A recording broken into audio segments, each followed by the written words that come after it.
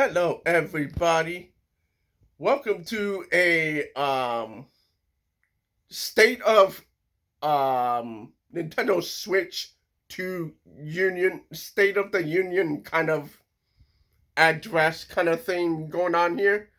I'm just trying to get creative with it.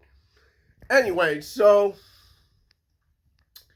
I just posted the Nintendo Direct reaction. It's on the channel already. I honestly do not know how to package this video, but I'm going to try. Please, cut me a break here because there's a lot of information going all over the place. So, Nintendo Switch 2 has been revealed, and it is coming out June 5th, 2025, this year. Okay? So, for the most part, it is pretty much the same system, except it is a bigger screen. And it has different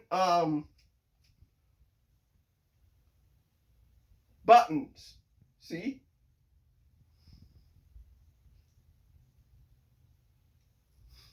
So, let's go down. The next evolution of the Nintendo Switch system is here.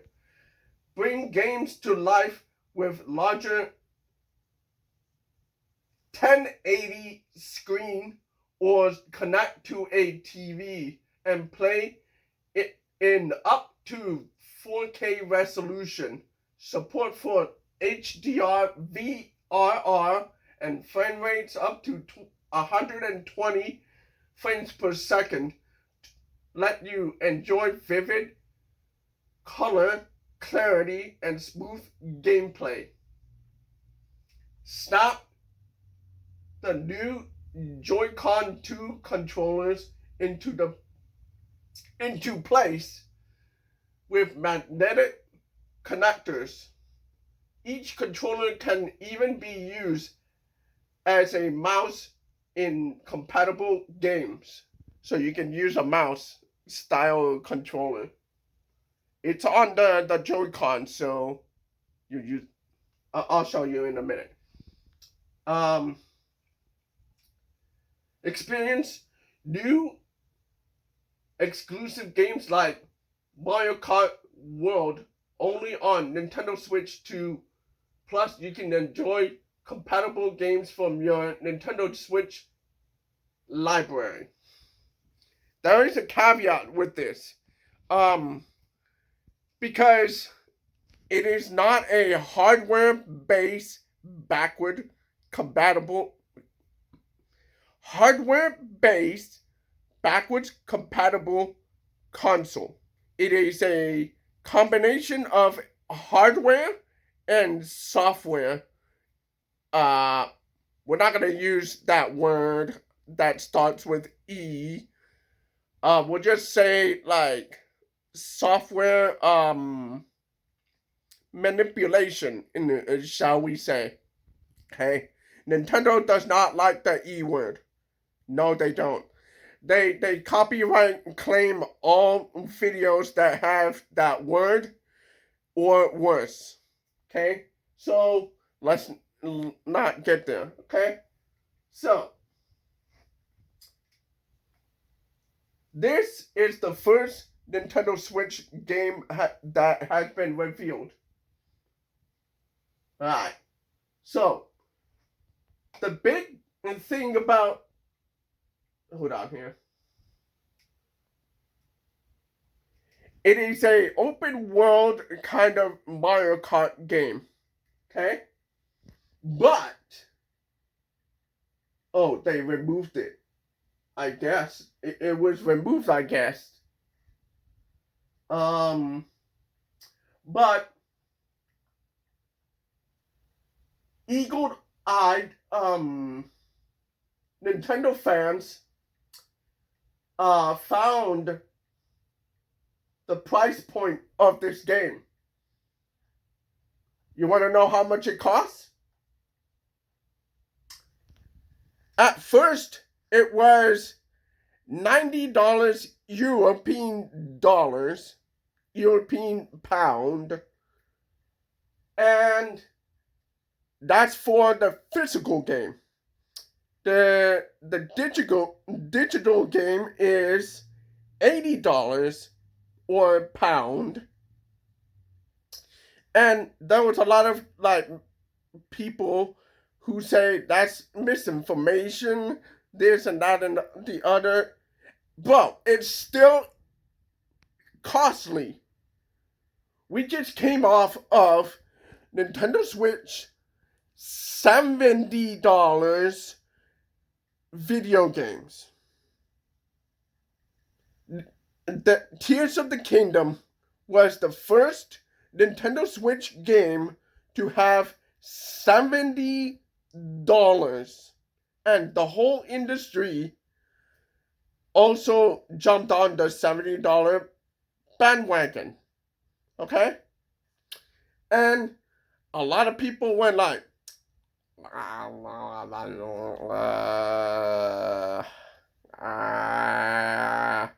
and suck it up and bought that game at $70. They cannot go beyond $70. That's just a big pill to swallow. Okay? Like this.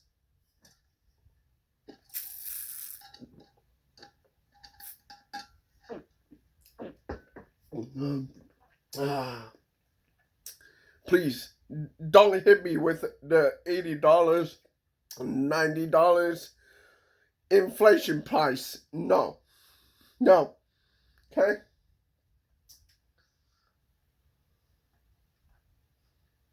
So that's the big controversy right now. Hold on, let me find where was I? Yeah. Go down. So they also revealed game chat, as you can see right there. See? Multiplayer and game chat. As you can see right here, there's a camera thing, whatever you call this thing. It's a camera, but it's a thing. Look at that thing. It's so weird. But it's Nintendo. Weird. But the Pro Controller right here is fantastic. I have it right here. Hold on. Oh, come on. Get up. This is the Pro Controller. What they changed here is the triggers are white. There's a button down here that is the C button, which is the game chat that just got shown right there. Okay? So that's what happened here. See, it's down here. I don't know if you can see that. Right about there. I don't know. Yeah, see? So, we'll go down.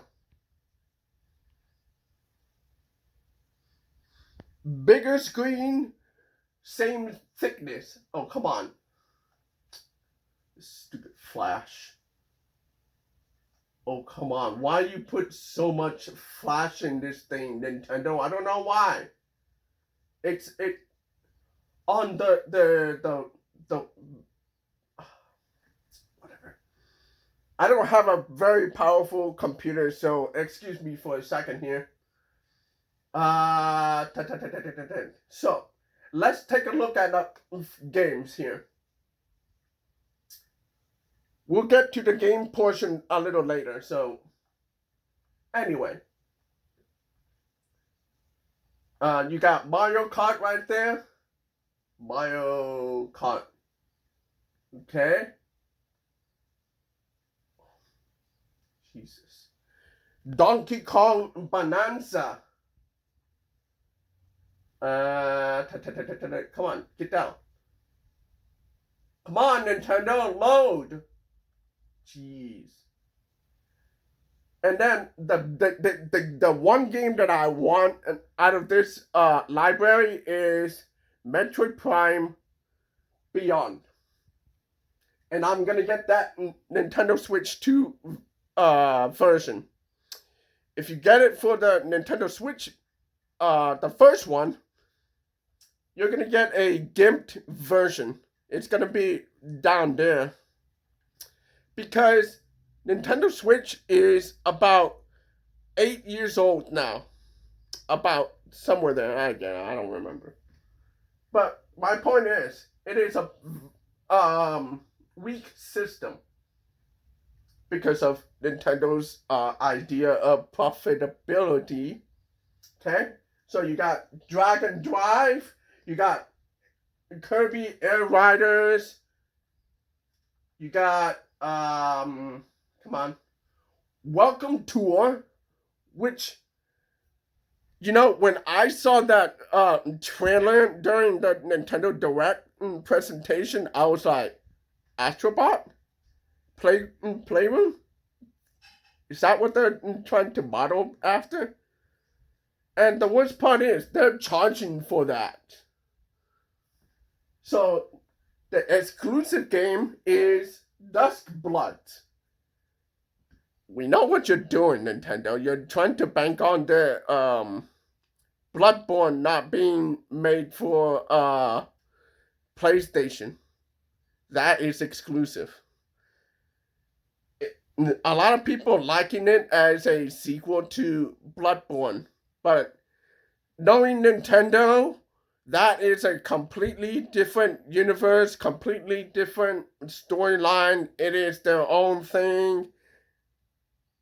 Yeah, it's nothing to do with Bloodborne. Bloodborne is PlayStation. Dusk Blood is Nintendo.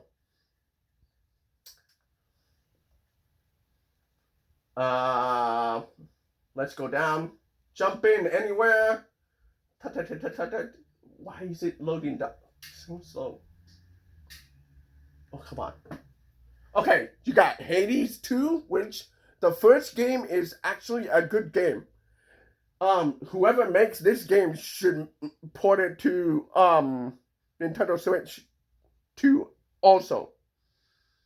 Split Fiction. I never saw Cyberpunk in the Nintendo Direct. It was cut out of the. You saw it. There was like a weird freeze. That was not shown there, but they announced it. Borderlands 4 is coming. Come on. More good stuff on the way. Shadow Labyrinth was there.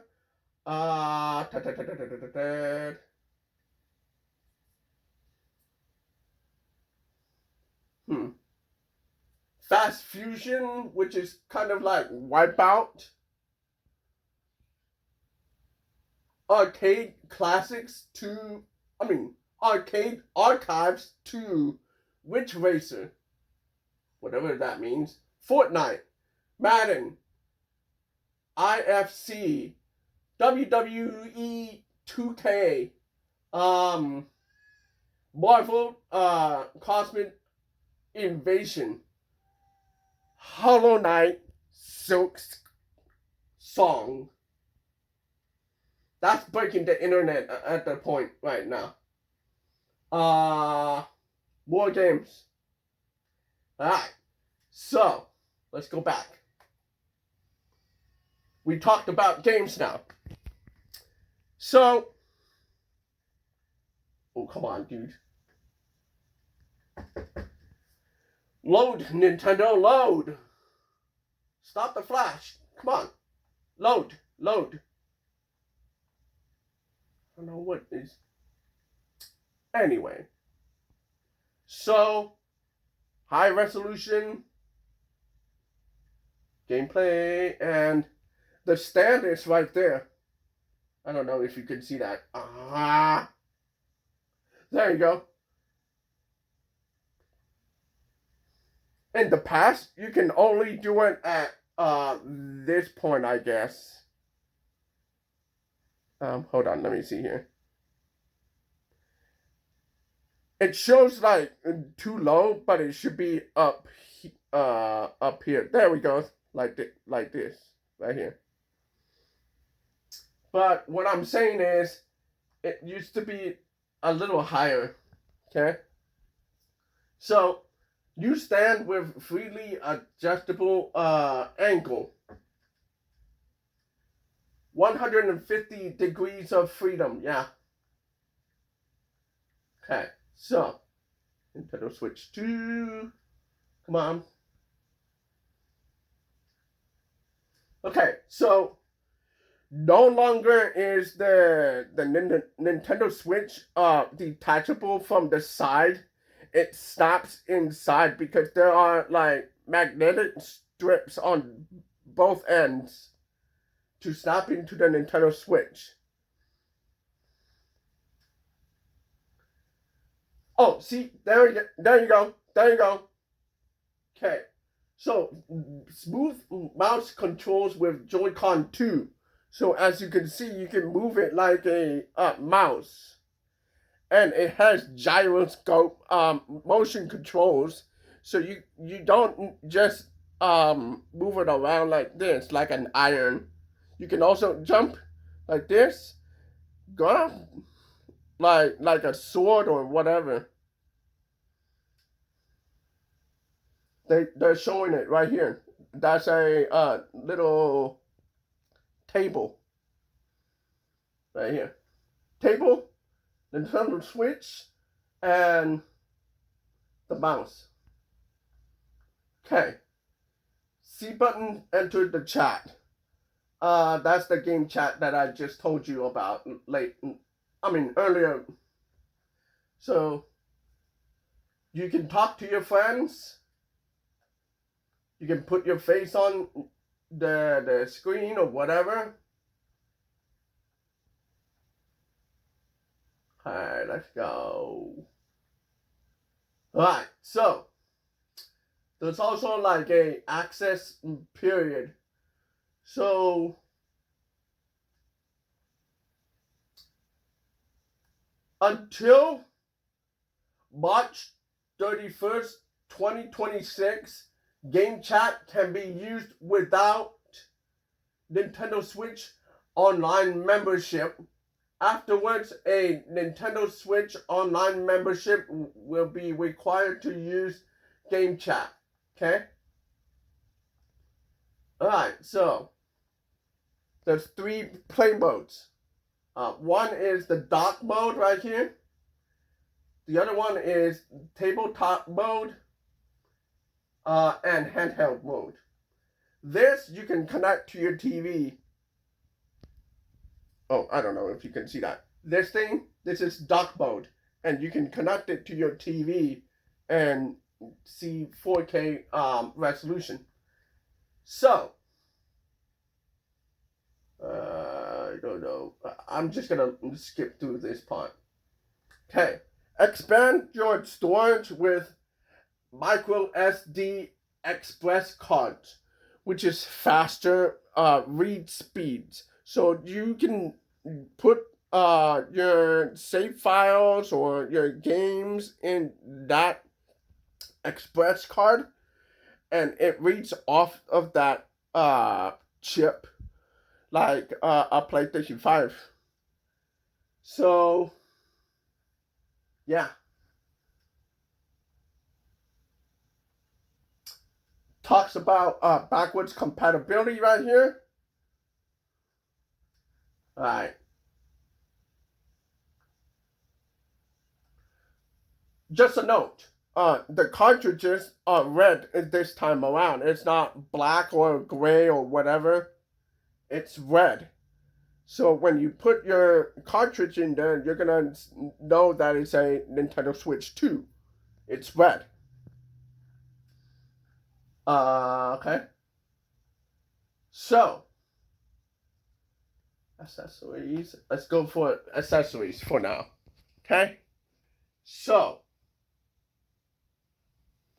as you can see, there's a C button right there. The rest of the controller is traditional Pro controller. And as you can see, it's white over here.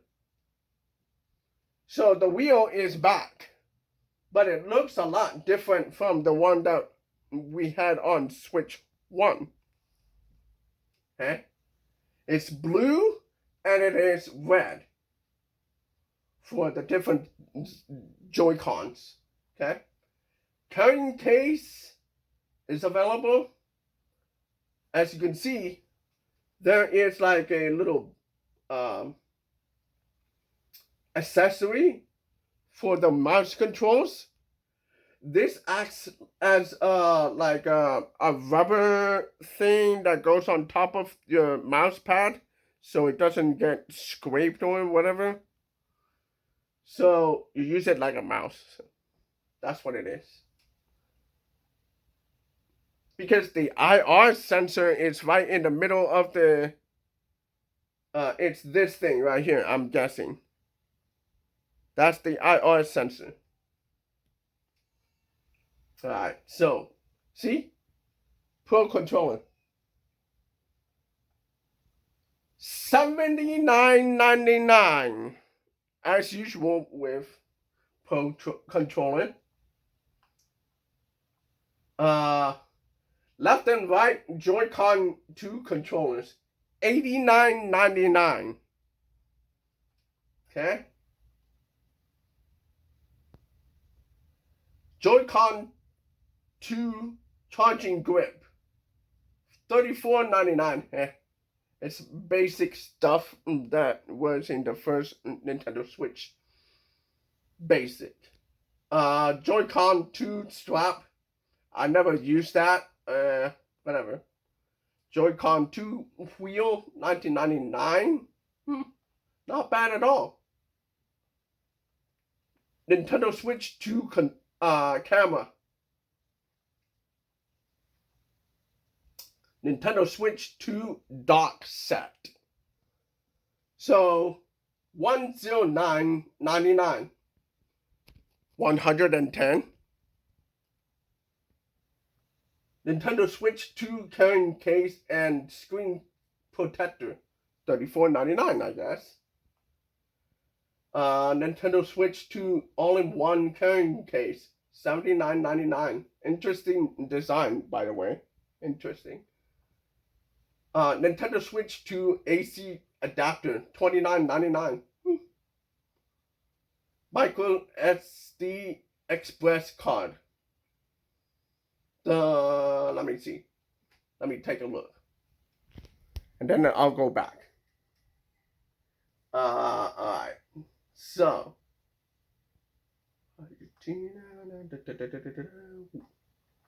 What gives, man? Why is that?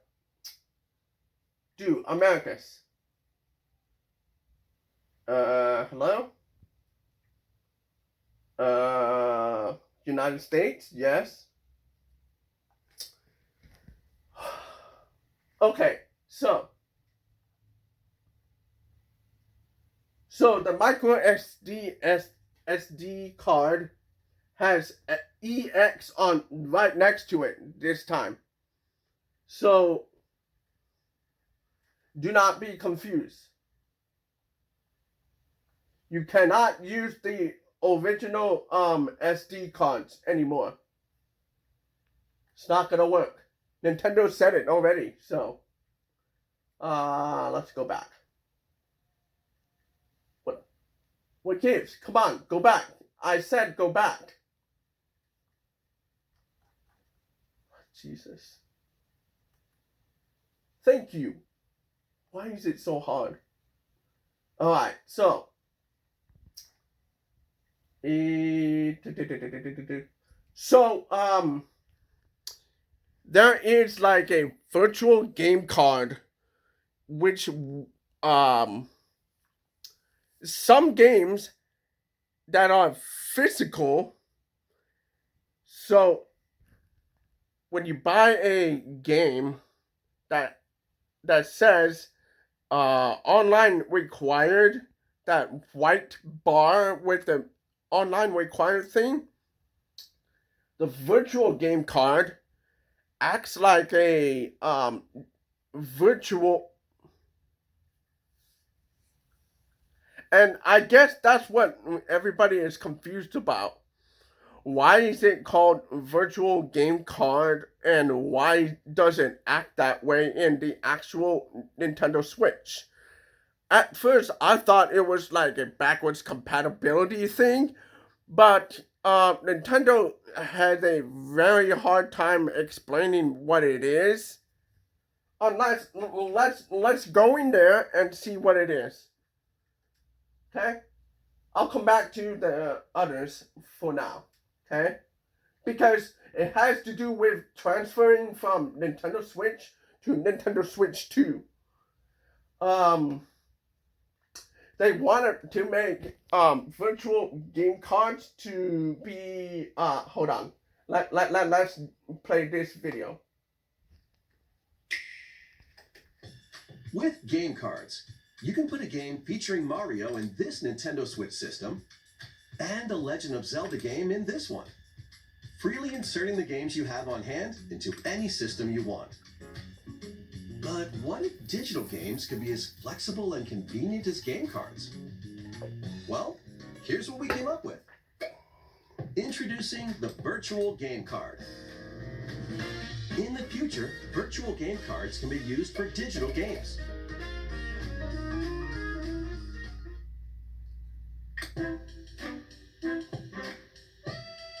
When purchasing the digital version of the game, it will be loaded onto your system as a virtual game card, allowing you to play that title. Your digital games will be lined up as virtual game cards on a dedicated management screen. Here, you can load and eject your virtual game cards and manage which games you can play on your system.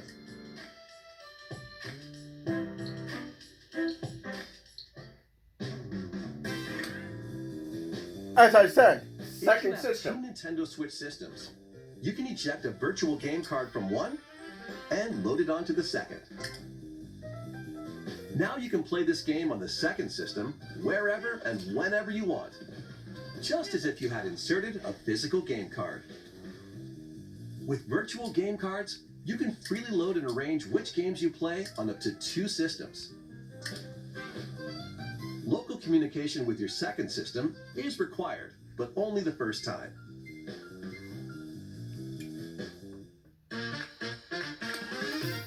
You can also lend out virtual game cards to your Nintendo account family group members. Connect to your family group member system via local wireless when you want to lend a game. Choose the title you're lending and who you're lending it to.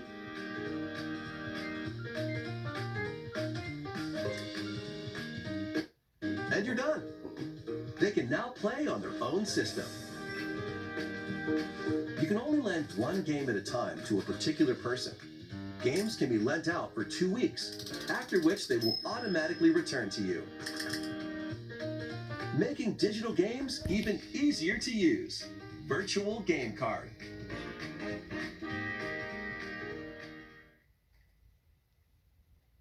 So that's virtual game cards. So you can move your game from Nintendo Switch to Nintendo Switch 2, but you can also move your game from you to another friend or another family member or whatever. But the problem is, this confuses everything because there is Nintendo Switch games, right? Nintendo Switch 2 games, Nintendo Switch 2 edition games, and then there was another one, I forgot what it was, but I think the third one is the virtual game cards. Because there is a physical cartridge for the virtual game cards, and that was a completely different controversy. There we go.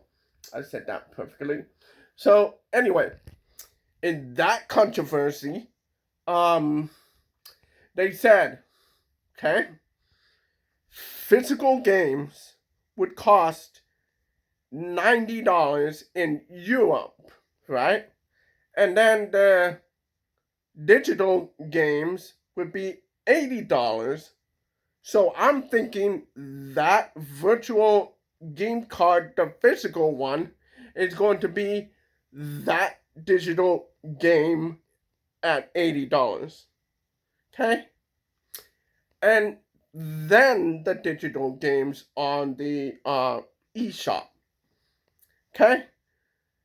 As a matter of fact, Mario Kart World is being bundled with Nintendo Switch at I think somewhere around $500, and then the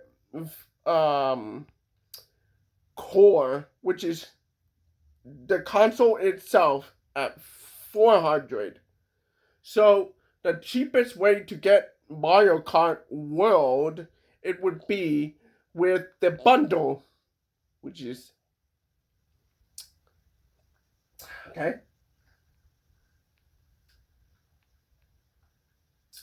So that's this explanation.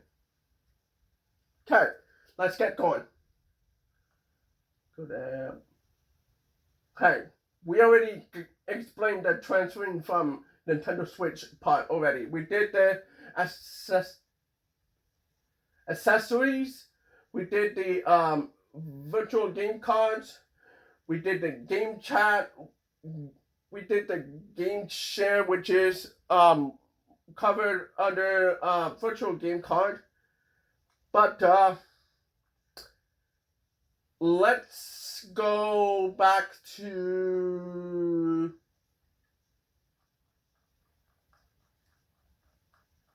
I think I covered a lot here. So let's hold on here. X this out.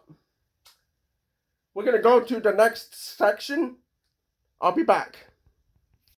Alright. Shout out to Kit and Krista, who were the communications managers at Nintendo before they left Nintendo of America. So they communicated with Nintendo of Japan about how people perceive Nintendo in United States and how the console pricing works and all that kind of stuff. That was them. They communicate with Nintendo on how to do PR statements, like public relations statement. So they were working under the leadership of Reggie Fils-Aimé. I don't know how to pronounce that. I'm sorry, Fils-Aimé. I don't know. But he was the guy with the iconic "My body is ready, bro." I added my bro part, so but he was the guy with the "My body is ready" meme. That was him. So he did that. They were like communicating with Nintendo on a lot of the issues. While Fils-Aimé, he was more like a public facing public relations kind of guy. So he would be the one that goes at conferences like E3. He would be the one at Nintendo World and Championships finals. he was basically the president slash CEO of Nintendo of America. That was him. But these two were more like a communications people, and they're gonna talk about the pricing model of Nintendo Switch 2.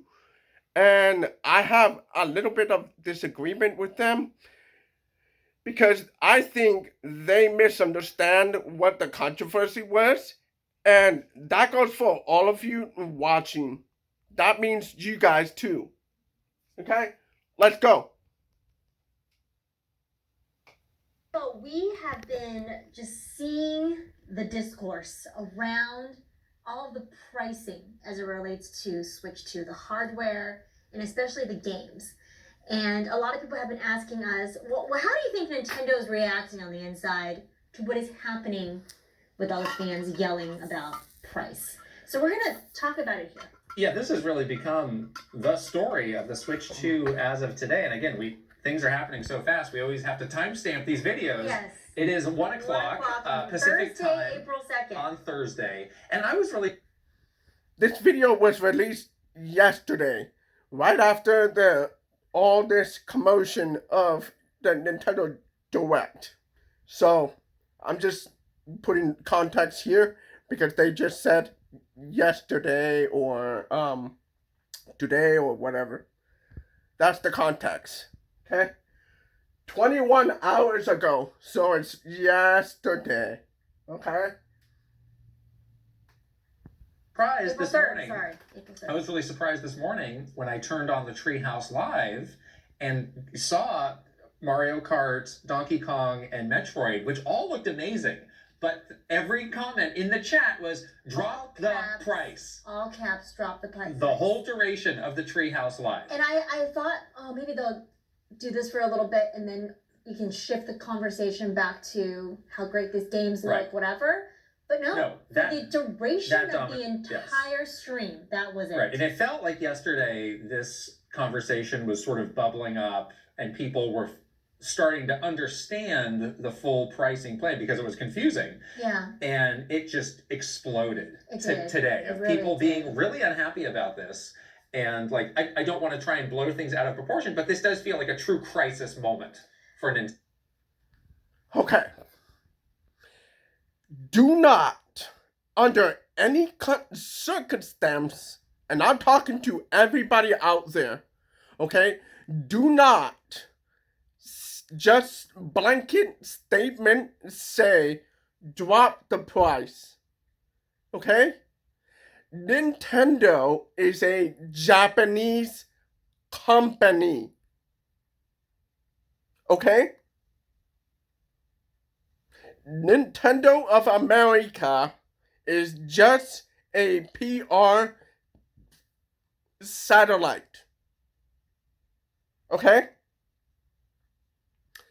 So when you say drop the price, Nintendo of Japan is gonna think right here, up here.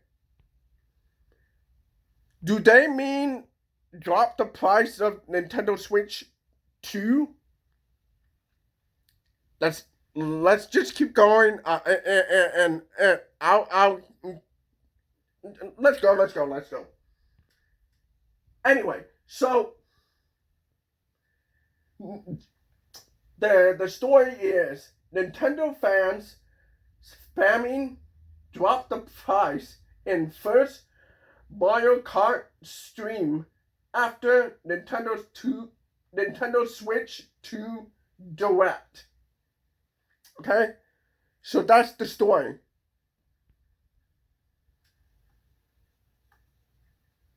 No. It does, and it's the thing that you don't want to happen when you reveal new hardware and new games. You want people to focus on the cool things that you're showing about Switch 2, the cool things you're showing about all these games, and it becomes a crisis when everyone's attention is on this whole other thing and it's giving it a very negative spin. So we're going to talk about sort of what happened. We're going to talk about what Nintendo is likely doing right now inside the company as they wrap their heads around this like becoming a real crisis and what could possibly happen next.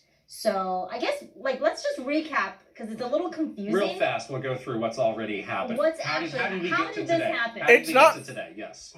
So the Switch 2 Direct happened yesterday. The price, any pricing information was notably omitted. Correct. Some of it appeared later in a press release. Some of it appeared later on the Nintendo.com site. Some of it appeared later on retailers. It was all over the place. Mess. There was no one clean place to get pricing information. But as people started to piece it together, it's like, oh, this is a very expensive proposition in terms of hardware, games, accessories, you name it. Yeah. So obviously it was intentionally omitted from the Direct for a reason, but handled poorly in terms of the information being in all these different places, and you're expecting the fans or the consumer to piece it all together. And it just shows some disrespect to the consumer, where it's like, oh, you just saw the Direct, you're so excited, you're just going to throw your money at us blindly. You're not going to even ask the question of how much it costs because you're so excited, aren't you? Yeah, it's a little bit like degrading almost to the intelligence of the consumer. Right, but no, that is part of the normal shopping process of, oh, I'm interested in something, how much does it cost? Right. And now I've had to do all this legwork to piece it together, and guess what? Now I'm mad. And it's expensive. Yes, oh my gosh, it's expensive, and you made me do this, and I'm doubly mad. I'm very mad. Yes. So I think there is a little bit of sticker shock around, the $450 price tag for Switch 2, but there is conversation around the hardware price itself, talking about how, This is the problem. Okay? This is the problem. No disrespect to these two, but this is the problem. The problem is not the price of the console. Like I said before, when you say drop the price, when you say that, the North American branch of Nintendo of Japan, they're gonna think that everybody else out there means to say drop the price of the Nintendo Switch 2 console. No. Okay? Xbox Series X is $500 if I remember correctly. PlayStation 5 is $500 if I remember correctly. Steam Deck is around $500 to $700 depending on the model of the console. Okay? But here's the thing. Nintendo Switch, the first Nintendo Switch console sold at around $300. Okay? There's multiple models at first, and then later they came out with a smaller Switch, which is Nintendo Switch Lite. Okay? Which comes at least I think $250. But my point is, Nintendo Switch at $450 is right around the ballpark of PlayStation 5 and Xbox Series consoles. Okay? So I don't think it is the price of the console that is the issue. No. This is the big problem with Nintendo in general. Okay? So when you communicate with Nintendo, please for the love of all holy, for the whole world, please calm down and listen to yourself and say, hey, $450 might be a sticker shock because it's usually $300. But the problem is, it is right in line with what we have right now in the market. Okay? The Steam Deck is $600, $700, depending on the model of that console. Okay? So we're not even anywhere expensive. But here's the problem. Here's the secondary problem. We're now in the Trump administration, and politics is entering gaming right now. And a lot of people are taking politics into gaming once again. Okay? They think the tariffs is a big issue in the United States when United States has been ripped off by foreign countries for a long time. I agree with Trump on that. But the rest of the United States, they feel like the tariffs are going to raise the price of games, but that's a Nintendo / game industry problem. Okay? It's not Trump, guys. No. They decided all this before Nintendo Direct. They decided this years ago. Okay? Has nothing to do with politics. But you guys put politics in gaming. Now you're muddying the waters. Okay? When you say drop the price, do not, under any circumstance, blanket statement drop the price as one sentence. Because when you do that, the Japanese and everybody else on the other side of the world, they always use communication and language as a barrier to entry. Okay? They want to obfuscate their intentions so you do not understand what they want for you. Okay? So if they say that the console is $450, shut up! Okay? End of story.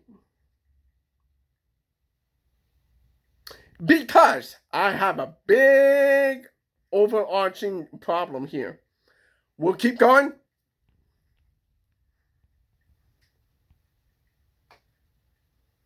2025, looking at some of the comparisons, looking at some of the prices, thinking about inflation, thinking about these kinds of things, maybe we can stomach the $450 hardware. This is always what happens. It's like, well, here's the actual price of every piece of hardware after inflation, and maybe it's not so bad. But see, kind of there you go. Very murky in the hardware sense. Is like this week has been all these. The inflation is a Biden problem, though. How many percent? And specifically talking about a tariff going to Vietnam and China, where the Switch 2 is being made. Right. So there's a lot of uncertainty. I've yet to find the very clear. But Trump didn't tariff Vietnam. So where is all this feedback loop coming from? Nintendo is a Japanese company.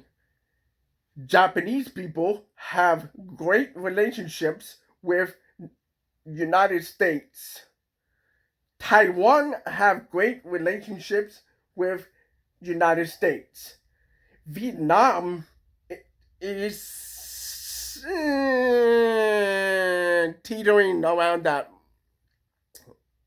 good relationship, bad relationship thing. Okay? But they didn't do that yet.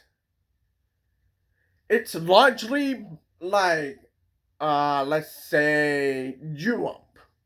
Largely like Russia. Largely like I'm forgetting another country, but what I'm trying to say is Trump is picking and choosing who to tariff. It is not blanket everybody. Okay? A lot of countries have been ripping United States off for years. And a lot of these leftists, they don't understand that. And they don't care. They don't care. Okay? They're gonna talk about their own end.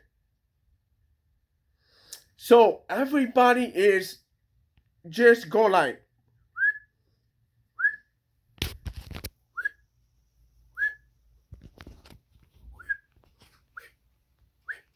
so you're throwing arrows at all directions already. You're doing this all the time. So now, when Nintendo looks at all this feedback, they think the problem is with the console. No. Now keep going. Okay? Explanation. I don't think there is one. What is the impact on this device? Is this device about to go from $450 to $700? Again, it's not the device. Yeah. Nobody really knows that. So there's Right. just a sense of anxiety of, oh my gosh, this thing that is already expensive is going to be so far out of reach for most people. Right. That's one part of it. Yeah. Then there's the software angle. That's the one part that I think people are even more mad about. Yes. The software angle. Which, again, I think the single most shocking thing out of this whole conversation is Mario Kart World coming in at $80, which is obviously a lot more than Nintendo has ever charged for a game. That's more Right. than Sony charges for the latest great God of War, Naughty Dog, like all of their AAA prestige titles. very expensive, very prestigious titles. It's like, no, we're going above and beyond that.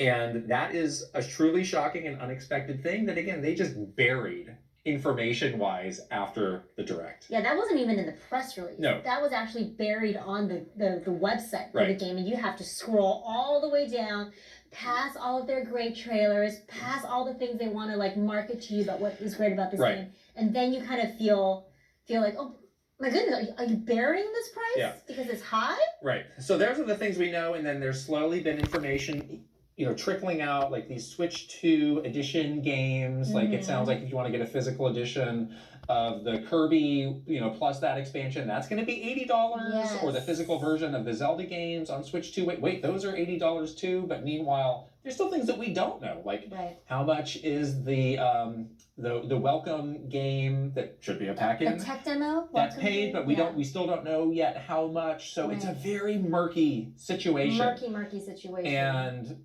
this is all happening while Nintendo has just been completely silent yes, so Nintendo, on the topic. as of the time of the recording of this video, Nintendo has had no Said literally nothing, Nick. public communication about in response to these questions about price.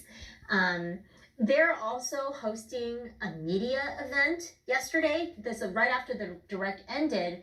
They had a number of media The Treehouse attend presentation, hands-on which I'll get to for in the a minute. Switch 2.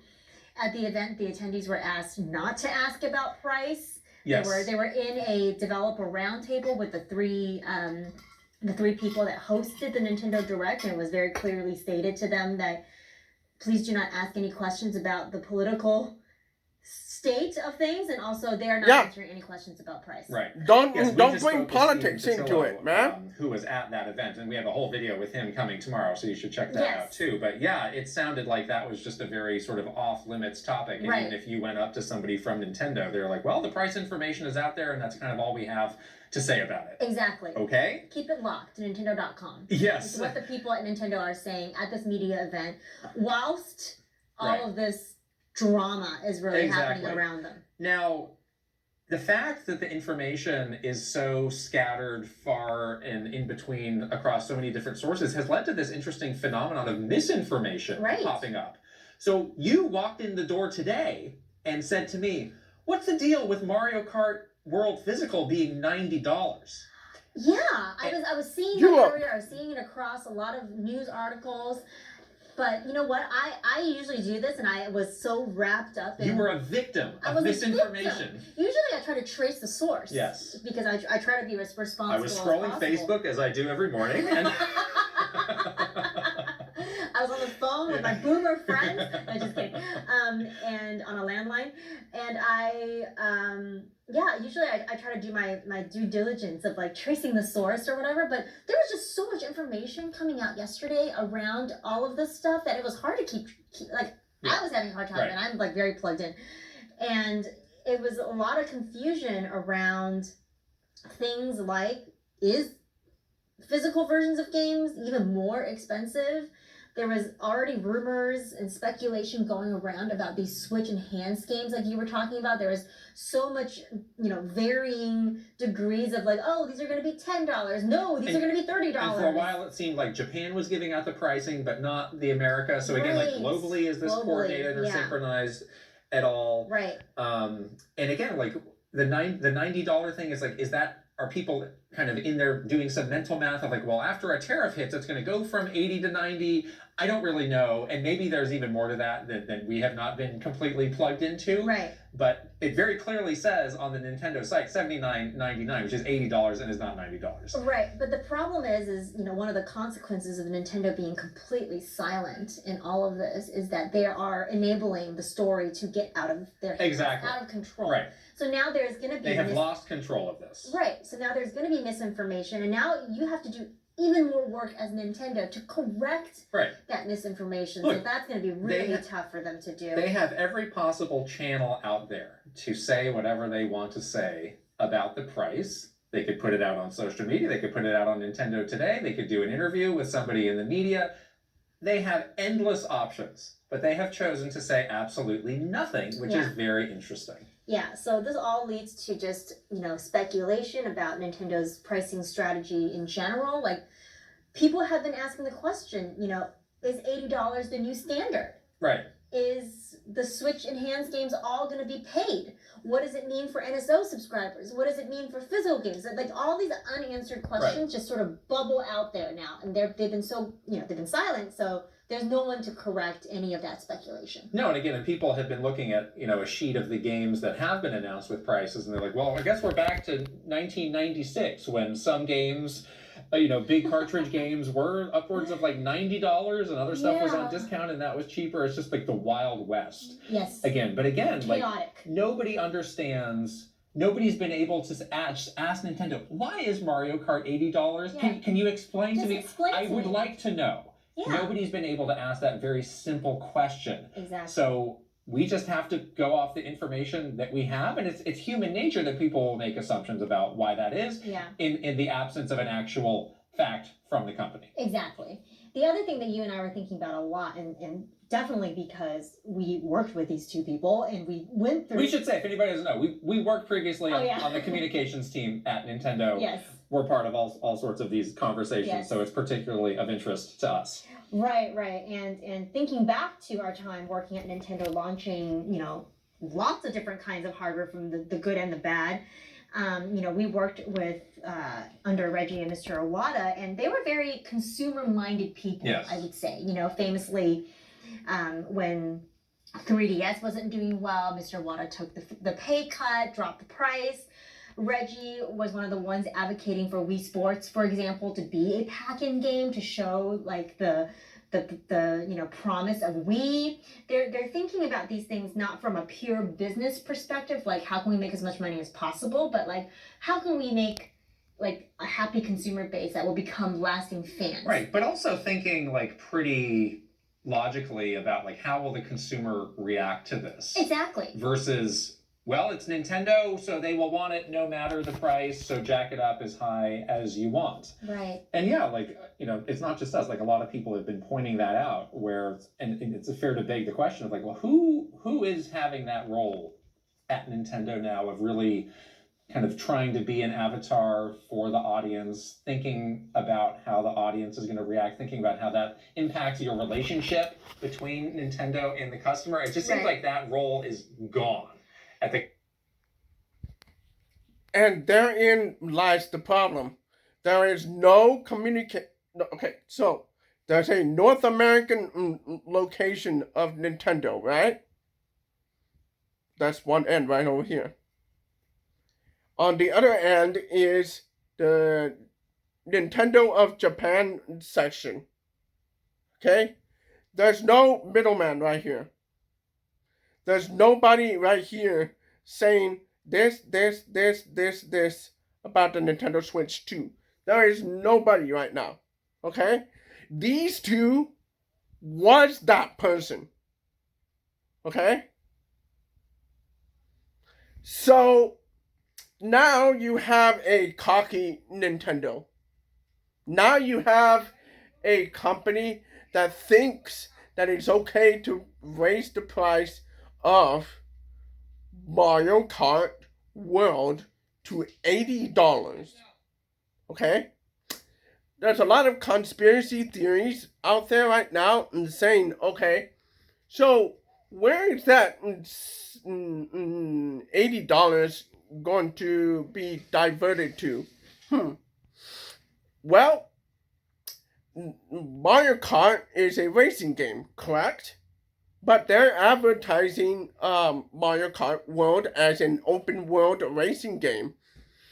And we know that open world games are typically more expensive to develop, and especially even a Mario Kart game. Okay? And with the vast library of lore that the whole Mario franchise encompasses, yeah, I think there's value in it. But here's the thing. We just came off the pricing structure of $70 for most games out there, including Tears of the Kingdom, Zelda Tears of the Kingdom. And a lot of parents, a lot of people went like, okay, I'll suck it up and buy Tears of the Kingdom. No problem. But that is the only one that we will do it with. Okay? That's what a lot of parents are thinking with Tears of the Kingdom. And to be fair, like I said in the last Nintendo Direct presentation, I said that you got three games in one in Tears of the Kingdom. The Underworld, Hyrule, and the Sky Islands. Those are 3 games. Okay? Yeah. There's literally nobody doing that. Because otherwise, somebody would have raised their hand and said, like, maybe we should think through this a little bit either more. we shouldn't do this, or here's another way on how we have to very, logically roll it out.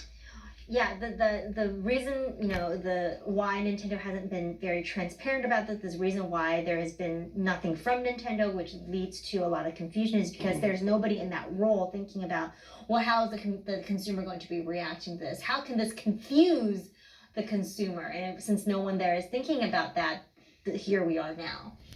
And I guess, the last thing here is like, lots of other companies in the games industry really look to Nintendo as an example, especially as they come off a very, successful hardware generation. So when they look at Nintendo as an example, and they're seeing Nintendo's way of pricing things and the way that they're handling this situation, it begs the question of, what they're going to be doing with their pricing so and what's going to happen to the future of the games industry in terms of pricing.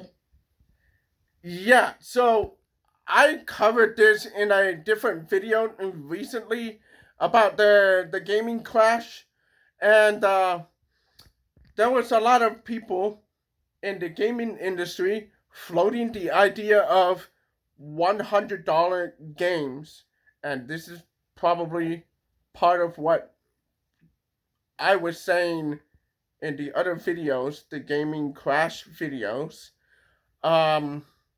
And they're right. They're right. Everybody else is going to go like, Nintendo did it. and it was successful. And we can do the same thing. Why don't we do the same thing? But here's the thing. There's a caveat with that. Nintendo can do this. Rockstar can do this with Grand Theft Auto 6. Yes, they can. It cannot just be everybody else go for $80, $90, $100. No. The only companies that can do that is Nintendo and Rockstar. Okay? Those two only. General. So just not a good precedent, I think, as a company that has a lot of respect in the industry, to kind of do this, because you're kind of enabling other companies to have poor practices as well. And yeah, everybody's pointed out Grand Theft Auto being, the extreme example of, well, they're going to price that at $100. But if I'm Sony today and I'm saying, well, Mario if you're Kart. going to price Mario Kart at $80, like, I'm working on this Naughty Dog game that's going to cost me like hundreds of millions of dollars. Like, let's go. Let's do this. Let's go. And I think a lot of people like are really doing analysis of like, wait, can we actually get away with this? Exactly. I mean, people just got comfortable. Yeah, with, that's the thought process. I guess Yeah. this is the new standard here, Yeah. and things can you can just imagine like a slippery slope situation. Yeah. It is a from slippery that standpoint, slope. which is concerning. A big And one. again, I think people always assume like, oh, Nintendo's the one company that wouldn't do this stuff. Yeah, they make their games accessible. Right, They make they- their hardware accessible They to make everybody. things for everybody. They have these big groups of kids and families who they look to serve. Even Mr. Furukawa, in his recent quotes, he was saying, like, well, there's a lot of things that we take under consideration with pricing, but we always want to make it approachable to these people. And it just seems like that. Are we talking about the same thing here? Because that didn't happen. That kind of went out the window there. That didn't happen. Completely out the Yeah. window. Yeah, exactly. So because we were at Nintendo for so long, we've worked in these situations before. We've been in these kind of crisis situations in the past. We wanted to kind of think about how is Nintendo's reaction to what is happening right now, and they're literally in the midst of a This event is still happening. event is still happening. Yes. They're in New York. The teams are there, trying their best, I'm sure, to do the actual list of things that they need to do that day to keep the event going. But yeah, there are certain things happening within the company. They're obviously not blind to the situation, so there are things going on. One of the things that we were joking about is this thing called the War Room that Nintendo usually has at these types of events, and for Kind of these like big a sort of military events, they war have this War was, Room, and we were joking around, war room, saying yeah, things like, a military it's like war the worst room. place possibly to be, but But there actually is a purpose to the War Room. Is that their job is to look at what is happening out there, what are people saying, what are people thinking, what is the reaction, and come up with any solutions to any issues. So they basically. so most corporate companies, they have like a executive room full of executives. They call it the war room, but the executive suite. They gather around like a round table or like a long table, talking about all this stuff, and they float ideas of how to do this, how to do that, how do we manage this PR storm. They are in a PR storm. They are. Okay? So they're thinking, okay, how can we navigate this storm? How can we navigate all this miscommunication? How can we do this? How can we do that? That's what they're saying. Okay?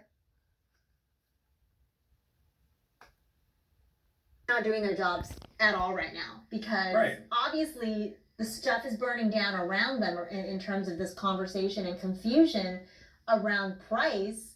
they're definitely very aware of the situation, but in terms of any solutions they have provided, that ain't happening. Right, they've done nothing so far, and that's a question that we see sometimes. Is like, does Nintendo even know like what's going on and what's happening? And the answer is absolutely yes. Like, Yes. and especially during an event like this, like there are so many reports that are constantly being made, reports upon reports, piles and piles of reports that they sometimes feel redundant, but people still want the report. They want as much information as they can get, Yeah. and those look at things like social media or traditional media coverage, and they're analyzing it from a lot of different angles. So they absolutely have a down to the minute read on what people are saying, what people like, what people don't like, what are opportunities for them. And they're just saturated with this information, and now they have to make a decision of what do we do now? Right. What do we do next? We understand that people are unhappy with the pricing structure. And confused. So we have an opportunity to do something, but what do we do? Right. What do we do? I do think that they are a bit. She was about to say they're surprised. No. They're not surprised. Bro, you cannot price a video game at $80 and be surprised. You cannot price a game at $90 and be surprised. You can't. You can't. Okay, you just can't. Okay? $70 is a pill that a lot of people will be able to suck up. A lot of people will be able to do that. Yes, they can. Okay? So,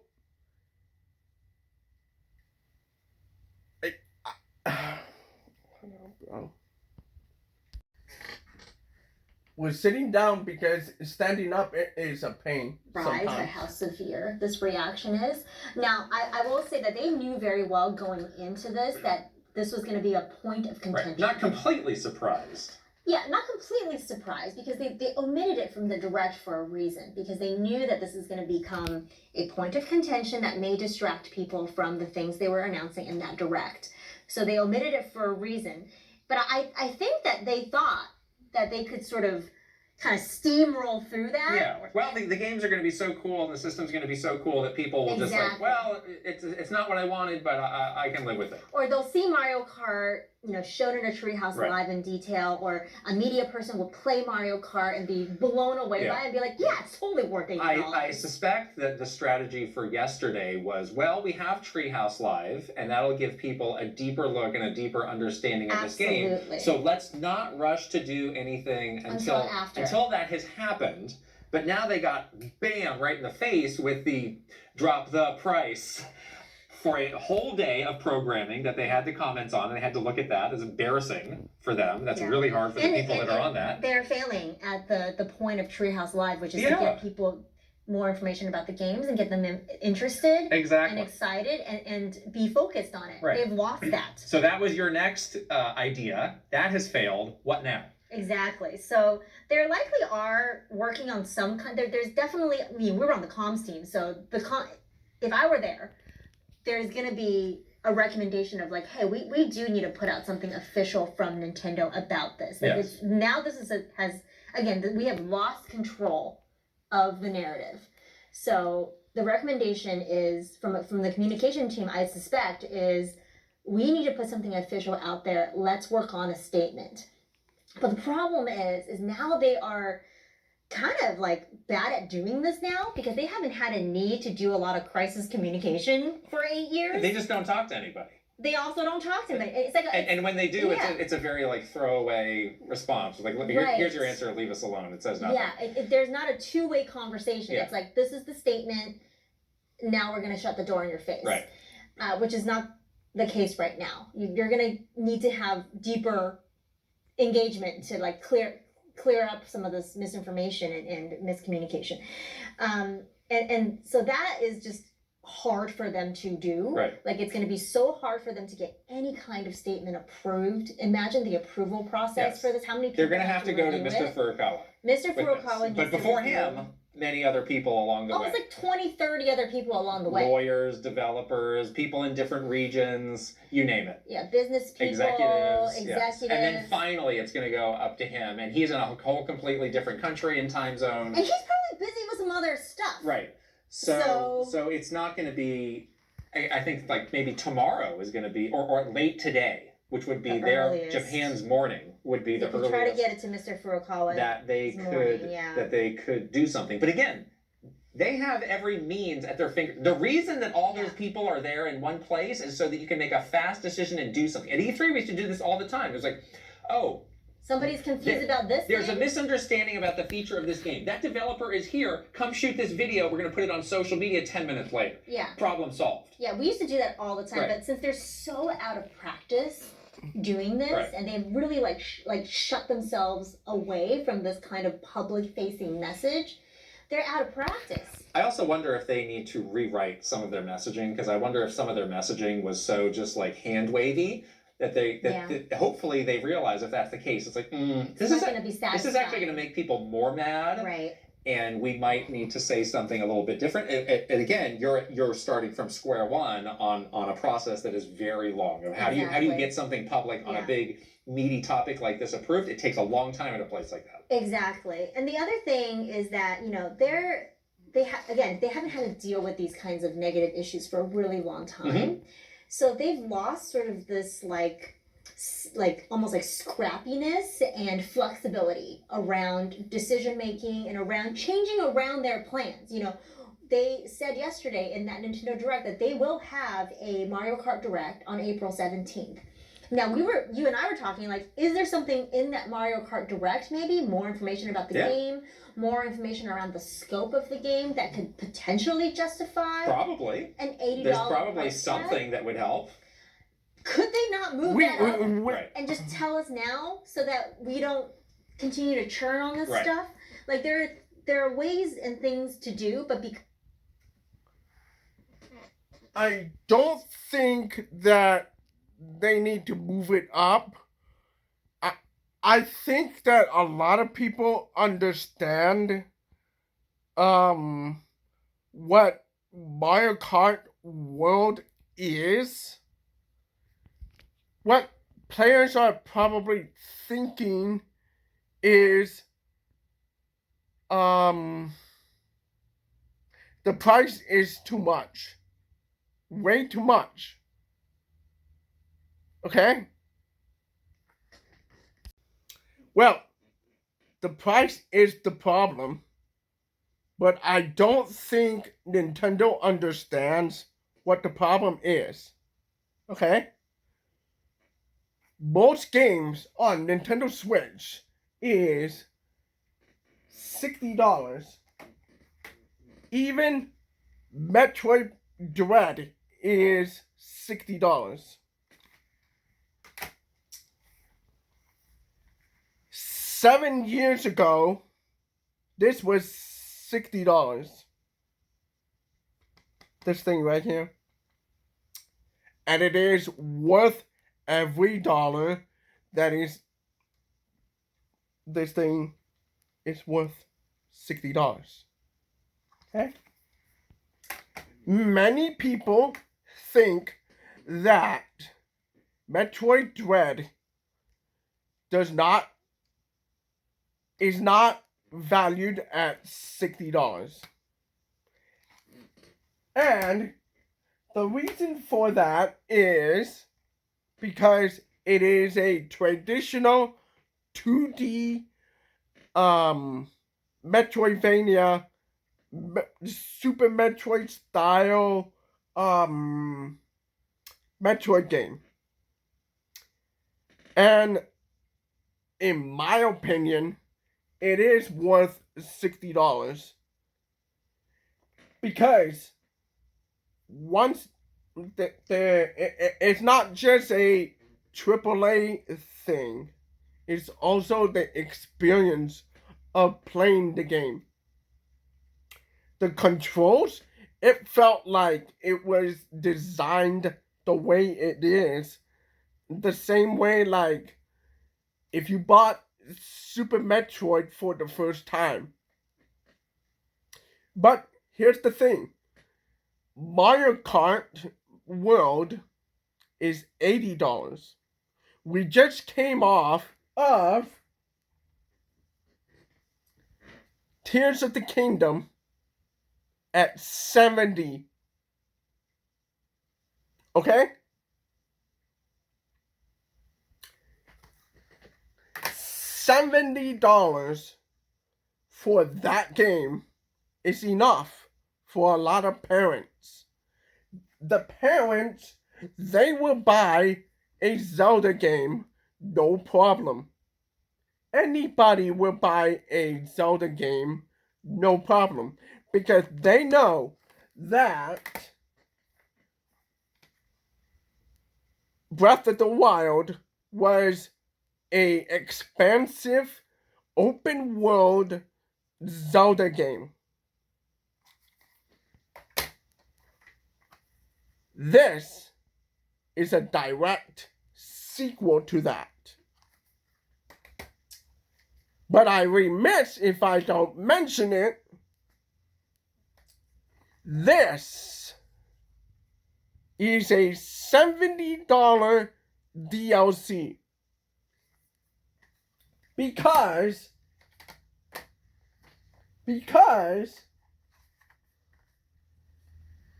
both of them are the same engine. Okay? The same art style, the same engine, the same idea, the same philosophy, the same storyline, the same everything. Okay? It is almost as... Hold on 1 second here. So, back to the $70 DLC. Okay? This is a $70 DLC. Okay?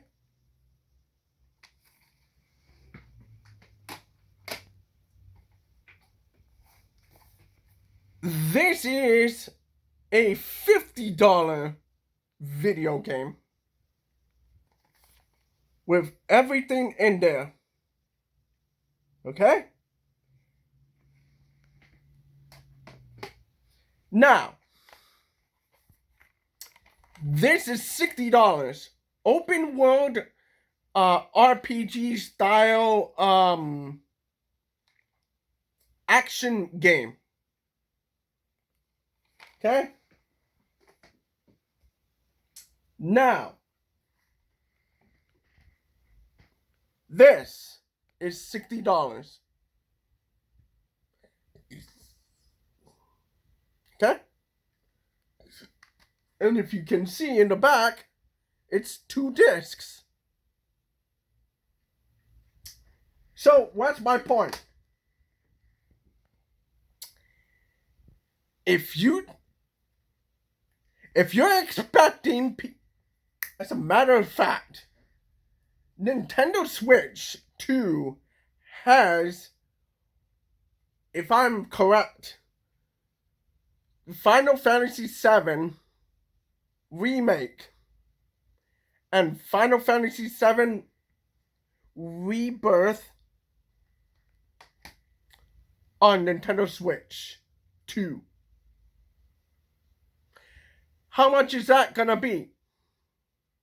Better not be $70. Better not be $80. That's just gonna crash that game. Because when I bought this, it was somewhere around 60, 70, depending on what. I don't have the receipt with me, but what I'm saying is, a lot of people can put up with a $70 price point for a video game. Yes, they can.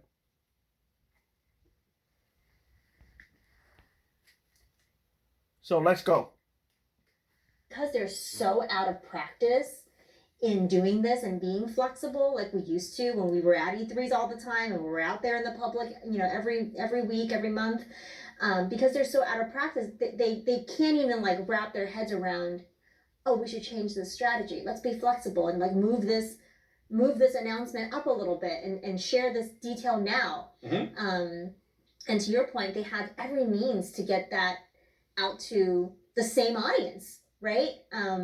And they have. And they also have the It's Nintendo also been Today curious app. to note, and we've been keeping Put it track in of how there. long it's been since Doug Bowser had Put a done trailer the public and then interview. put- It was like a year and a half. put the somewhere between a year and a half communication and in 2 there. years. And I think we thought that going into this event, they would proactively make him available to people to do these interviews. As of now, Not a sign. I have not seen any of those run. So either they're embargoed for a later time, or they simply didn't happen. And they said he's not available. So again, Who can talk to this is a then? very important clarifying step in a big event like this, where people have normal questions that they want to get answered, and they go to the person who has the info. So again, if you just cut that channel off, again, people just have to make do with whatever you've given them, whether it's good enough or not. Yeah, and back in the day, you know, when we were doing this kind of stuff, when we had tough questions like this or tough issues, we had Reggie. Yeah. We would just get a Q&A together, make sure he's cool with it, you know, like he's a very strong, obviously, spokesperson. And he can be the shield. Like, he can go out there. You don't have to get mad at the developers Right. of Mario Kart because they're charging $80 for the game. Don't yell at Treehouse Live. Don't yell at Treehouse Live because it's not their fault. The Right. game is $80 and you're mad. We're all mad. And Reggie will go out there and in a very authoritative way have that conversation with somebody, whether it's media, whether it's, you know, something that we're putting on a social, whatever. He can be the person to have those tough conversations. That person does not exist anymore at Nintendo. Or they're not allowed to Or they're not exist allowed in that to. capacity. So Because this will be a perfect opportunity for someone like Doug to kind of take the heat off Right. of Treehouse Live, the development team, the game itself, right. and actually have a clarifying response. And again, hopefully give people a bit more clarity on why Yeah. everything is the way that it is. But again, it's just not Exactly. happening. It's very indicative, again, that muscle that they used to have has just kind of atrophied. You know, if you don't Right. use a muscle, it just goes away. Right. And you lose it. You lose the ability And to use they it. have not used it in a long time, so they don't have it. Right, exactly. So the other thing that we've been thinking about is, you know, we are kind of one day from the direct. We are still in the midst of this conversation as it continues to heat up and bubble, and whether or not more things will come out around it, we don't know that yet. They got another day of programming for Treehouse Live tomorrow. Are they leaving the comments on so people can shout in the comments about dropping the price? If they turn again? it off, again, that sends a message lose too. either Of way, like, oh, yeah. you saw this and you don't like it, but you're not going to do anything You're about still it. not saying anything Yeah. except for turning the comments off. Which Exactly. Is very You're just embarrassing. showing everybody that you're even more freaked out. Yeah, and of course, you know, the longer they wait to do nothing leads to more confusion and more misinformation from people that are just trying to piece things together. It leads to people becoming more mad because you Yes. haven't come out to tell them why things are the way they are. It sounds like we're becoming like we're falling into the dark side of the force. Well, what did Yoda say? You know, fear leads to anger, anger leads to hate, hate leads to like this is what's happening to all of leads us to right now. We're all violence, yeah. becoming Darth Vader in the Oh moment. no! Oh no! The other thing is once these media events wrap up into this weekend, so in a mere 2 days, this event opens to the public. Yes. This Switch hands-on event Yes. is coming to global locations where regular people can come, I thought it was just And me. play the Sorry. system. and these regular people might have some questions. Yes. You know, for as much as like, oh, people like to make fun of the media or whatever, like, Yeah. oh, they're sellouts or whatever, like people at these events, like you could just show up and to the hired staff who may not even work for Nintendo. Why is Mario Kart World $80? And that person can either freak out and say something like, oh, we can't talk about that, we don't know. Or maybe they will say something and that becomes the company response Yeah. for why this is. And that's a catastrophe because they literally don't know. So either way, like this can get a lot worse really fast now that you have, I don't know, hundreds if not thousands of people starting to cycle through these who have these very normal questions Yeah. and want to talk to somebody. They want to understand. Yeah, they want to be excited to play and experience these games, but they also want to make sure they can afford them. Yes. So they're going to be asking these questions, and if you don't have sort of the official, line or statement out there, you just risk opening yourself up to so much more misinformation. And yeah, the people that they hire for these events are not Nintendo They don't even employees. work there. Right. They're like hired staff Right. to help demo the game. They can hand you a controller and tell you how to play the game, but they actually don't work for Nintendo. So But that can make them kind of a wild card, where it's like most of the time, like they're very well drilled of like, here's what Yeah. you can talk about, here's what you can't. But I don't know if anything can happen. they meet the wrong persistent person who's really getting uppity, like Yeah, who knows what could happen. exactly. It's not great. It's not great. The last thing we'll say is, a lot of people are like, they're going to drop the price. So they're not, unfortunately, I don't think Drop they're going to the price. I don't think they're going to drop the price No, right now. no. So in terms of anything becoming a different price prior to launch, I don't think that is a consideration. Yeah, a pre-release price drop would be pretty unprecedented. Yeah. And I think from their view, again, like we have 2+ months until this thing comes out. Yeah. We can, we know we need to change this. I'm sure they're hopefully thinking of some ways they can do that. Maybe this Mario Kart Direct is this huge, significant thing that they need to get through for people to understand it. They should probably think about doing some of that sooner than 2 weeks. Yeah. But they know what's coming. We don't. That's the thing that they have that we Yeah. don't. They have stuff that, we call them like marketing levers that you can pull. Right. They have levers to pull, but they're again so out of practice on handling something like that they're just in like almost like a they say like, Yeah. what's your fear response? Are you do you fight, flight, or freeze? Yeah. They're in the freeze zone right now, so they need to get into the fight zone so they can start to get control back of this conversation. And also, for the benefit of all of us, they need to clarify a lot of this misinformation. They need to come out here and just tell us how much these things are going to cost. Be fair to your consumer. Tell them how much. Be transparent. Things are going to cost, so they can start, if they're excited about getting your thing in June, like I would love to start saving up money for my Switch 2 stuff. So I would love to know how much it's going to cost. Right. Can you just tell me, please?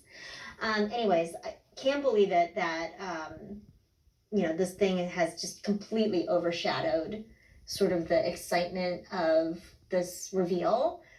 Coming out of the Direct yesterday, I was so hyped. The games look great. The games continue to look great. I watched the Treehouse Live and turned the comments off on my side so I can enjoy the These beautiful games look really great. the beautiful Mario Right. Kart, gameplay. I loved what I saw of Donkey Kong. Got so excited about Metroid.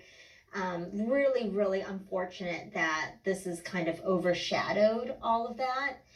So I do hope that Nintendo can come out and like right the ship a little bit. But The clock is ticking. the clock is ticking. Let us know in the comments what you think of all of this. Have you learned anything new from a reputable source that you can share with the rest of us? Because we're certainly on our own for a while until Nintendo can come out with the official stuff, right? Anyways, we're going to wrap it up for today. We'll be back with another video tomorrow. Yes, with Steven. So, to wrap up this video, the problem is not the Nintendo Switch 2 price. It is not. Okay? It is basically the games that are the problem. Okay? So, $80 for what? Exactly, Nintendo? Exactly what?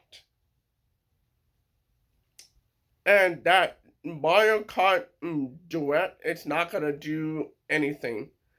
And they're not gonna they're not gonna lower the price of the Nintendo Switch 2 console.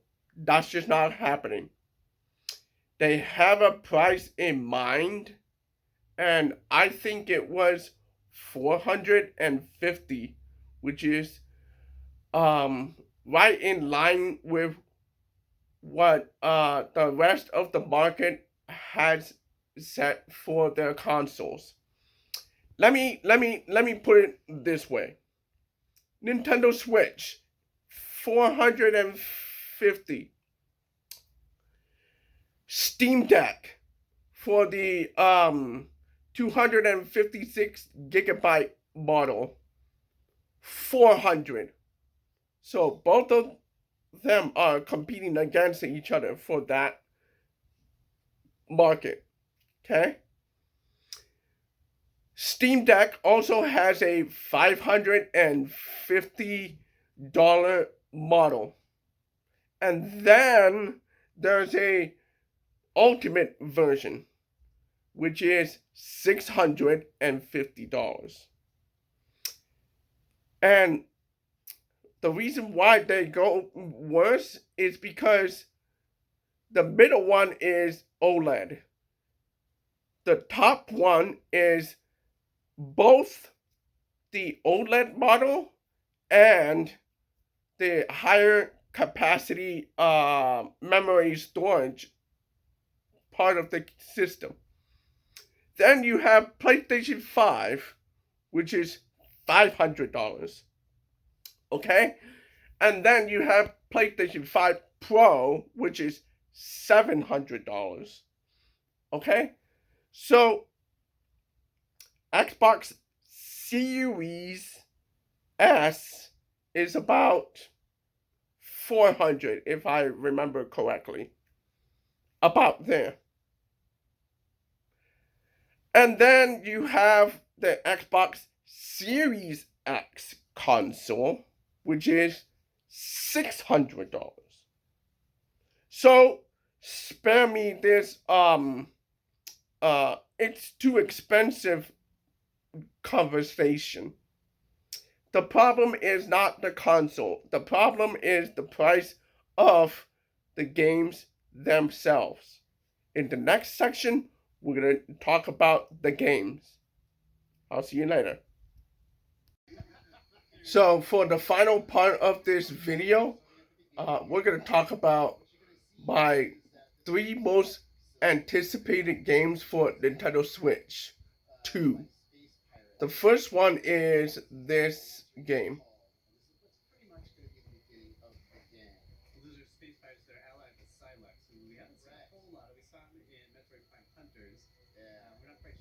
I'm gonna fast forward a little bit so I can show you a little bit of gameplay. Some of you might see this area pretty familiar from the first trailer that we showed for Metroid Prime 4, but now we're going to see a little bit more.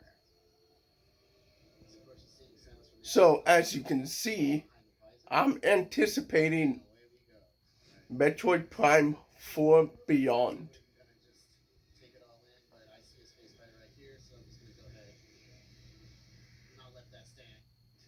Okay, so classic Metroid Prime gameplay where you've got, it's first person, you've got your reticle in the middle there, you can use that to lock on to enemies there. Yeah, I'm just not gonna try to take any hits.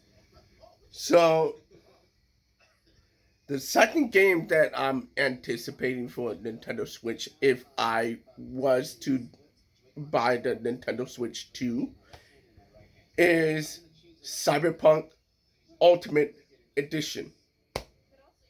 And then the last one is Hades 2. There's more, but we'll go to the next one here. Give me 1 second. The next one is the Nintendo Switch 2 edition of either or both Breath of the Wild and Tears of the Kingdom. As you can see, there's being compared. They are being compared.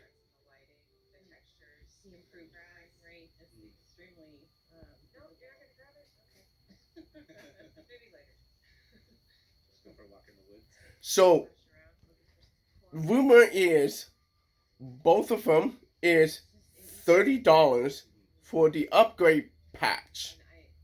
$30 for the actual pamphlet of the upgrade path.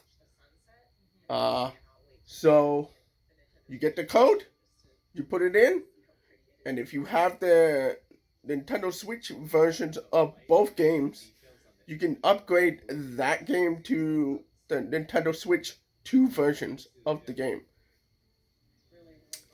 Next up is coming up in a second. Give me a second, okay? Alright, so for the final game in this list is Final Fantasy VII Remake Intergrade. As you can see, I've already played the game and beat it. So if I were to get the Nintendo Switch 2, this would be the game I get. Yes, it's a fantastic game. Fantastic. Alright, this ends the video. So, please subscribe to the channel, like the video, comment on the video, share the video, talk about College Tech 360. I'll see you guys later.